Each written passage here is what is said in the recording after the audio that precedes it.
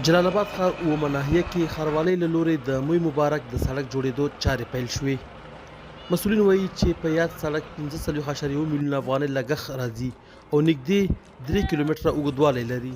مبارک څخه تر رنګ روډه پورې دا پروژه ده چې تقریبا 2.8 کیلومتره اوږدوالی لري، 10 متره چې عرض دی د شولډرو سره، او همدارنګه چې 15.7 میلیونه مصرف مالی لګښت په دې باندې راځي، او دغه سړک چې د په سلهاوو نفرو ته به په دغه سړک کې د کار زمینه برابره شي. د اوومې ناحیې استوګن د ښاروالۍ دا ډول کارونو څخه خوښ دي، په وینا چې د سړک په جوړېدو به یې ډېرې ستونزې حل شي.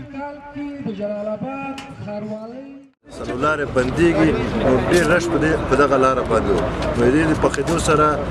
ډېر مشکلات د ټولو د ولسونو حل کېږي، بلکې د اوومې ناحیې نه چې د ټولو نورو ولسوالیو اوسېدونکو او حتی د مرکز څخه د راغلو مسافرینو د دې ټولو ستونزې دې سره حل کېږي. تر هغه ساحو پورې وشي جوړ شي او په معیاري ډول برابر شي، نو دا به ولسونه ډېر خوشحاله وي، ځکه دغلته دا یو د دوسرکي او د سرود ولسوالۍ ترمنځ یو غځېدلی سړک دی چې ډېرې نورې ولسوالۍ د سرود ولسوالۍ سره سره ترې ګټه. پژواک خبري اژانس د پیښو رښتینې هنداره